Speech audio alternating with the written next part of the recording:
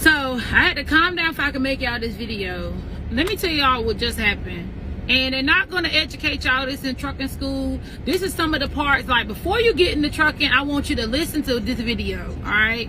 Before you get out there and think, oh, money, money, money, listen to this video. All right, got up this morning, seen this load on the board, and it's paying $900 to go 200 miles. So it's paying like $4.40 or something a mile, right?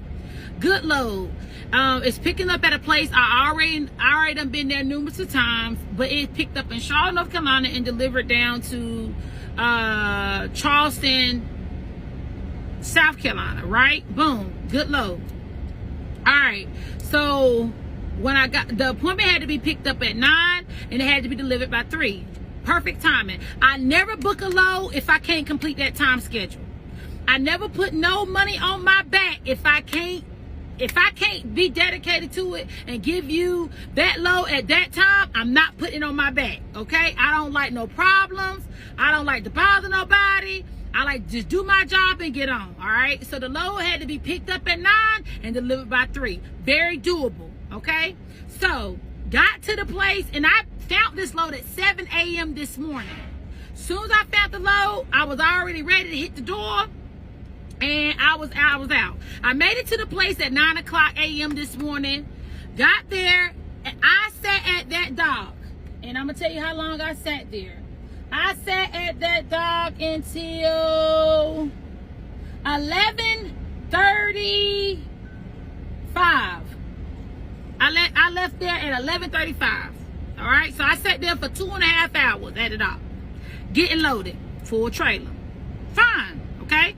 But in the mix of me sitting there, when my time started weighing down on my delivery, I'll start communicating to that broker. Hey, it's cutting down. Like, hey, it's saying I ain't going to get there till about 1:30.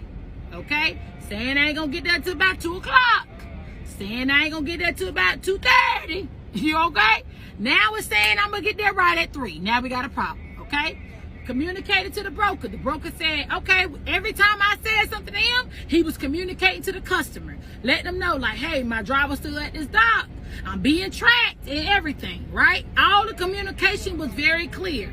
So before I pulled out from that location in Charlotte, North Carolina, I asked the broker, I said, are we good to go? Like, because it's saying that I'm going to be getting there at 3, so that adds on about 30 minutes to an hour for traffic, getting weights, and fuel, okay? So he said, yeah, they saying we good, all right? So I gave him my ETA. I kept giving ETA. I'm giving you a 30-minute ETA in increment. You know what I'm trying to say? Now, to let you know, hey, look, I'm running late. Man, the broker said we fine. He done talked to him. We good. So, stopped and got fuel. I stopped and got weighed. I used the bathroom. Hit the road. I pulled over 2 more times to use the bathroom because y'all already know I'm a woman. I drink, and I drink my water and stuff. And it was a simple, like, 5-minute break, 5 minute. One time it was like 3 minutes, but that's it. 2 bathroom breaks, 5 minutes and 3 minutes. That's it. All right. And the 5 minutes to grab me a snack. Got on the road. Got down to this facility at 4 o'clock on the dot. I knew it. By the time traffic, fueling, weighed, I knew what time I was gonna get here. Okay? Pulled up, let me in the gate. Went inside the warehouse, said, hey, where's y'all shipping and receiving office at? He said, right here, let me go get him. Man came back, he said, we're not gonna be unload you till about 11 o'clock tonight. I said, whoa. I'm out of time.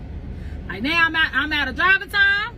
By that time, I'm out of everything. So you ain't gonna be, if you don't get me loaded now, it ain't gonna be here by 11 o'clock. I can't move after 8 o'clock tonight. I ain't gonna be able to move. He said, well, I don't know what you're gonna do. I'm not gonna be able to get somebody, even possibly get you unloaded until 11 o'clock. I said, come on, man, don't do this.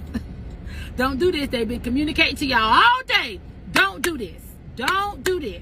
Y'all got docks here. Y'all got 3 docks here. Well, our cutoff time is at 3 o'clock. I said, my appointment wasn't until 3 o'clock. I didn't get out of the facility until 11:30 something, okay?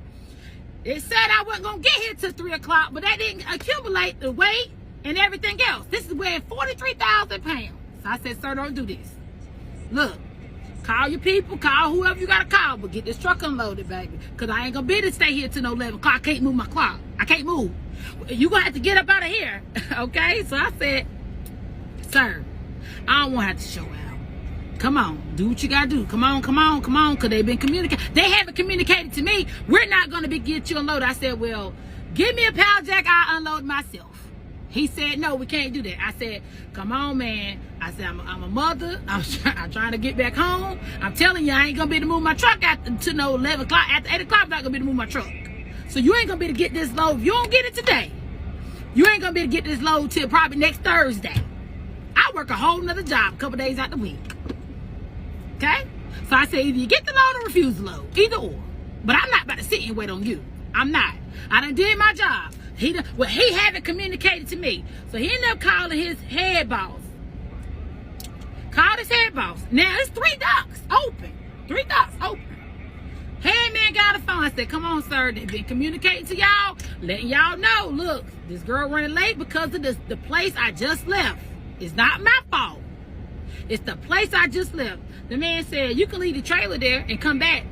I'm 200 miles away. It's the weekend. So, you don't know nothing about truck. Or you can wait till after 11 o'clock. I can't move my truck after 8 o'clock. So, how you going to get the load? So, the point of me telling y'all this, because now I'm now about 30 miles away from the ship. I done left. Because I pissed off. I left. They gave me an option. Leave my trailer here for Lord knows how long. See, I'm not getting paid. I done put my money in here to get it down here. I'm not getting paid from the load because I haven't delivered the load. I'm not getting paid to move my truck back home. Not getting paid for that. I'm not getting paid to even bobtail back home. I'm not getting paid for that. Okay? I'm not getting paid for nothing. All because they big dicking me and they don't want to unload my truck. All right? You gonna get that at some of these shipping and receiving. Well, I'm over shipping and receiving and I have a job to do. We cannot unload you. That's not what I'm asking you to do. I'm asking you to do what was said in the email. Well, they didn't talk to me. They talked to somebody. They said they was gonna unload me. They already see I'm being tracked. I don't got no reason to lie to you. That stuff they're not gonna tell you in trucking. They're not gonna tell you that. They're not gonna tell you that. So let me tell you. Piss me off. Piss me totally off. Piss me totally off. Because say if I was 500 miles away. Say if I was 500 miles away. How was I supposed to make up from that time of me got a truck on my a load on my back, no money, cause now I done use my money to get here.